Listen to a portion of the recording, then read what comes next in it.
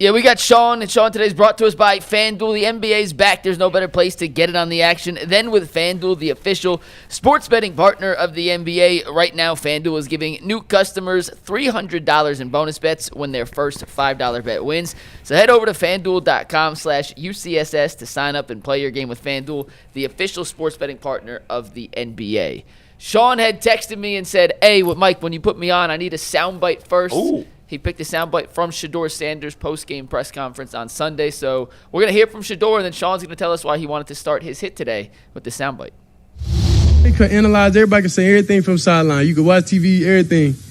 You could talk on TV, whatever you want to do. But until you get out there and you do it, then it's different. Going out there,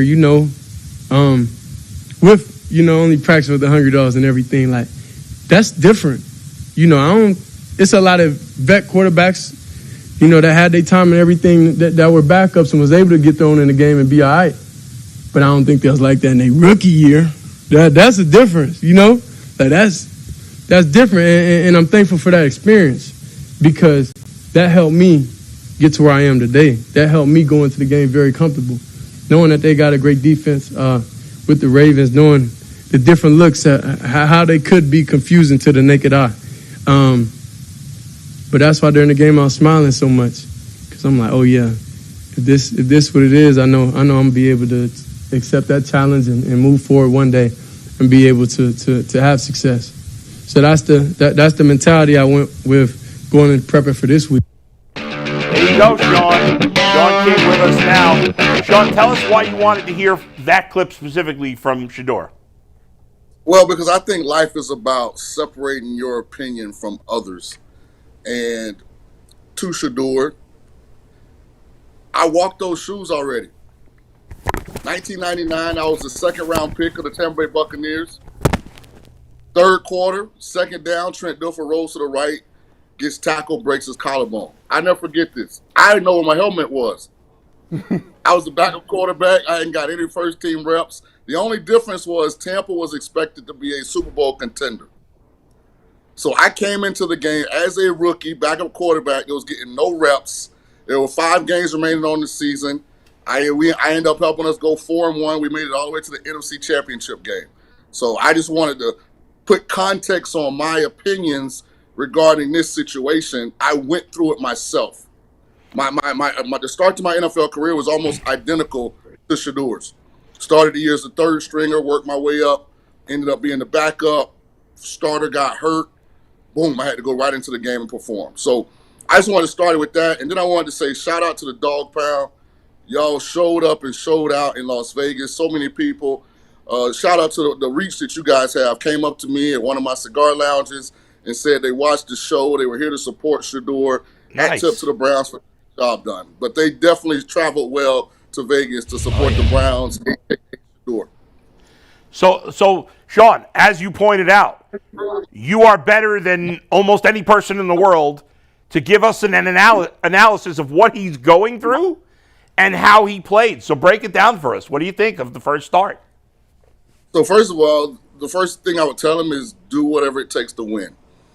And the hard part about what he's about to go through is every game is going to look different. Yep. The Raiders game, it was a road game, but it wasn't a hostile environment. They got out to a good lead.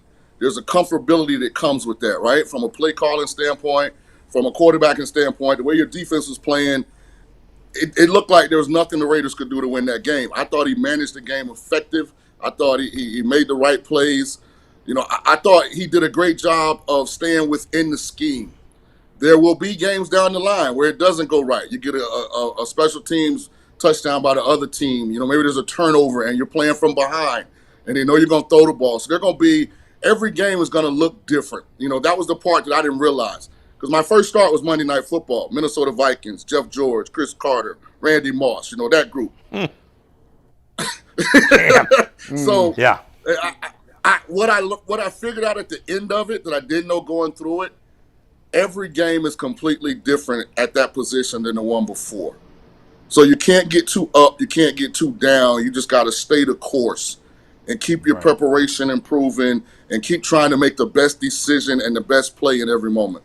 Shaun, I'm glad you mentioned that because, when you pull up to the barbershop, when you talk about Shedeur, you come from a position of, okay, I played that position. I've also been a coordinator at a very high level. I give you coaching with what I'm telling my quarterbacks. And so you just said something, and I think maybe you can highlight this to the people in the audience, is like, when you are the quarterback, half of what you, or a large part of what you're trying to do is understand what I need to do now. Like, hey, I don't need a shot play now. I just need to dump it off. Or, hey, listen, man, I do need to extend right now. Understanding that, okay, once I get past my first script, what is it that I need to propel my team in this game versus what they're doing? How difficult is that to do as a young quarterback? It's extremely difficult because you're just trying to remember the play call. you're trying to get to a point where you can, without thinking about it, vary your snap count. So the other defense isn't, getting a jump on your O-lineman. Like, there's so much nuance to playing the position. But this is where I think Shedeur's confidence, and I was very similar. Warren Sapp actually nicknamed me Smoothie King because I stepped into that situation and I wasn't overwhelmed. I was calm when it's chaotic. But you can be too cool for school at the same time. You can also be too confident. And the thing I battled with was we had a really good defense, just like Cleveland. Like, we had 4 future Hall of Famers on that defense. Warren Sapp, Derek Brooks, Rondé Barber, John Lynch. I basically was told, if you don't turn the ball over, we're probably going to win every game. So my messaging to Kevin Stefanski and the organization would be this. Don't put a safety capsule around Shedeur over this last stretch of games. Tell Shedeur, listen, I want you to be aggressive. I want you to go out there and test your limits and figure out what you can and can't do, because that's going to be best long-term for his development and for the organization's development. So there's a fine line between being smart and not being stupid, but also taking the chances and pushing the envelope so that you can actually develop as a quarterback. Shaun, there's a lot's been made of how the Browns have handled Shedeur Sanders, as you know, going back to training camp. You talked about the fact that you were third string, you didn't get any reps, blah, blah, blah. This has been, obviously, when you played, there was not social media, certainly not like there is today. Obviously, Shedeur Sanders is through the roof popular and through the roof, and there's a lot of fans who watch our show who are Shedeur Sanders fans. They don't even really care about the Browns. They just love Shedeur. And I get it, and I get his popularity. What would you say to people about their complaints about how the Browns have handled this, and specifically all the complaints, which I'm sure you've heard, about Kevin Stefanski doesn't like him and all this stuff? Do you buy any of that? I don't, and if you listen to Kendrick Perkins, Shedeur is bigger than Obama, so, I mean, he definitely is. He said that? He did say that, yes. 100%. Was he out of his mind? And he was passionate, and he meant what he said. I would say this, if you took Shedeur Sanders' name off the jersey, no other fifth-round quarterback would be evaluated in the manner that he's been evaluated. Yes.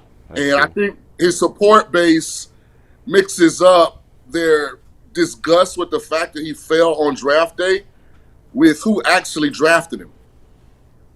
Because I'm being honest, and it was egregious. I came on your show and said I had a late first, early second round grade on Shedeur. If the Browns don't take Shedeur, does Shedeur get drafted? I don't know. I mean, the Ravens said they were going to draft him, but who knows? Right, and allegedly they didn't want to go there because he didn't want to, back up Well, Lamar. I don't know that they said that publicly, Mike. That's been reported. But to me, the Shedeur fan base should have some grace for the Browns organization, because they're ultimately the organization that pulled the trigger. I don't think Stefanski dislikes Shedeur. If you go back and look at Dylan Gabriel's first start, I think y'all won that game as well, if I'm not mistaken. Won his second start. They lost his first start. Yeah. If you go back and pull up the post-game locker room speech, he doesn't go out of his way to mention Dylan either. So I would have felt a different way if he had big up Dylan and then big up Shedeur. But It just looks like his approach is the quarterback's going to get celebrated. Let me take my opportunities in front of the team to celebrate the guys that probably would go overlooked that were an integral part of our success. So my one opinion on Shedeur's rabid fan base, keep loving on Shedeur. Yes. But listen, let the process play out. Stop blaming everybody else when something don't go right or something don't go as you want it to regarding Shedeur. Shaun, when you look at this week's game, it's obviously a much stiffer test, a tougher defense, a better offense, just a better football team, better coaches, all of that. But it's at home. Do you think that the Niners will look at Shedeur and look at what the Ravens did and try to bring a lot more pressure on him? And will they be able to get that pressure home against Shedeur? Because the Raiders stink. I mean, the Raiders are so bad. I hope that Shedeur plays phenomenal against this Niners defense on Sunday, but I don't think it's going to be quite the same as it was against Vegas. Well, Dustin, it's a great question. And like I said earlier, every game's different. You know, the one thing that I would say is I would have a non-emotional approach to Sunday, because this isn't the Niners defense that we've been accustomed to the last 3-4 years. Like, their two best defenders will be probably not even at the game. Bosa and what's the linebacker? Fred Warner. Fred Warner. Yeah. Fred Warner. Both of those guys are out for the year. They're starting their rookie D lineman that they were depending on. He's out for the year. So this isn't an elite, right? There's a list of injured guys, and they're all starters. So this is not like the great Niners defenses we've got to know. So Cleveland could very well go out here and have some success offensively and find a way to win the game. So for me, you just got to figure out how to approach the game once the game starts. And if we can establish Quinshon Judkins, that would be awesome. As good as the game felt against the Raiders, they still weren't able to effectively run the ball on first and second down with Quinshon.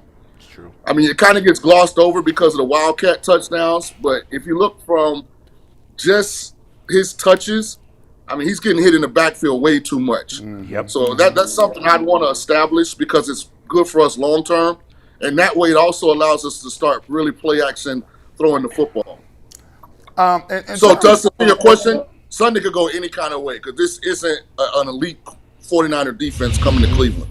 Got it. When we say giving more autonomy, I saw Chase Daniel, and Chase Daniel was talking about that he wanted Kevin Stefanski and Ty Maurice to kind of take the training wheels off the offense. What does that necessarily mean? Is that giving him more autonomy at checks at the line? Is that giving him 2 plays? What do you mean by that in terms of giving him more, and what does that look like? And how will you know they're giving him more based on what you see in the game? Well, when I'm watching the game, and G. Bush, we got to watch a live game together sometime. I'm not watching the same game most civilians and fans are watching. Like I can tell from the concepts based on the alignment. You know, I can tell if the footwork is right. Like I can tell how aggressive Stefanski and Tommy Reese are calling the game. And what Chase is talking about is give him a chance to operate an aggressive game plan and see if he can manage the decision-making process of it. And here's what I mean. Just because the play caller calls a double move down the field or some kind of shot throw, if it's not there, that don't mean you have to throw it. There are always check down options, right? There are always fail safes on every play. So that's what Chase is saying. Instead of all the 3-step stuff, all the screens, you know, even his explosive plays are both on scrambles, right? He exited the pocket, and made a throw down the field. Chase is saying call an aggressive game. Call a downfield vertical passing game and see where Shedeur is as far as being able to manage the decision-making process in the game. One thing to watch, and here's why it gets tougher just as a point as a rookie. Both of his explosive throws were scrambles where he evaded the pocket to the right. What defenses will start to do is make that contain guy to his right side, not rush, but contain. And so it's just the little nuances when they get more film on you of how they try and make you do things that they don't think you're good at. So it's just something to watch moving forward. As he gets more film, will they allow him to evade the pocket right? Is Stefanski and Tommy calling an aggressive game? If they are, is Shedeur throwing the ball in double coverage, or is he checking it down? That's what Chase Daniel meant. Shaun, Miles, you talked about playing with 4 Hall of Famers on defense, all great players, obviously.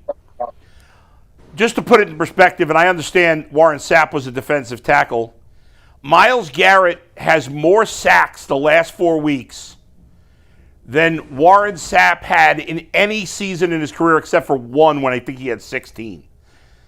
I say that not to denigrate in any way Warren Sapp, but just to say this is absurd what Myles Garrett is doing right now.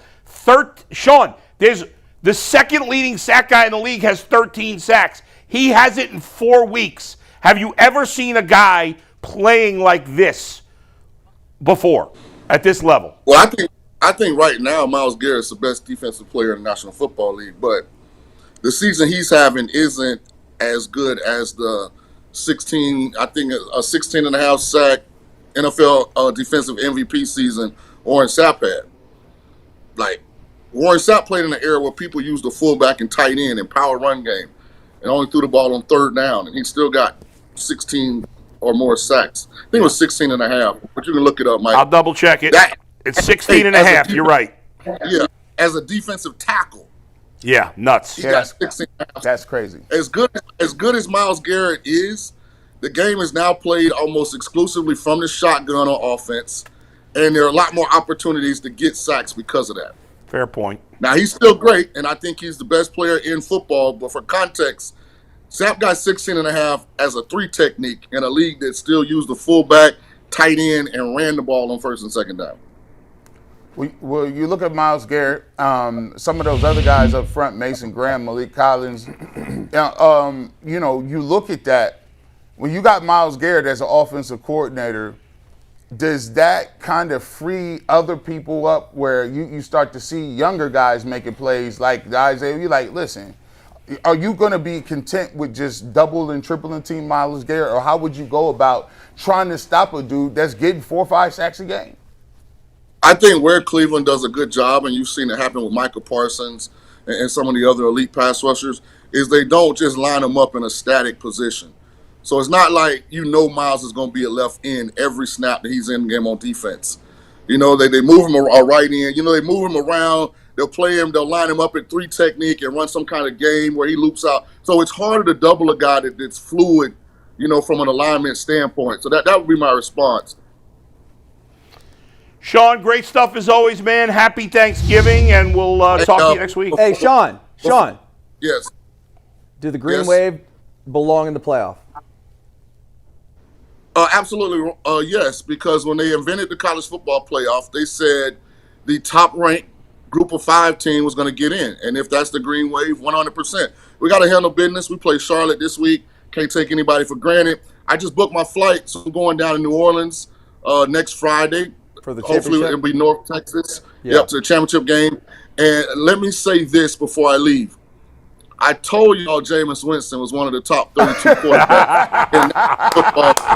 And y'all see my dog, Y'all see my dog. Yeah. It was amazing. He's crazy. He is a crazy. And who would have known he was a receiver? The stiff Who arm, would have Shaun. known he was Crazy. a ball player?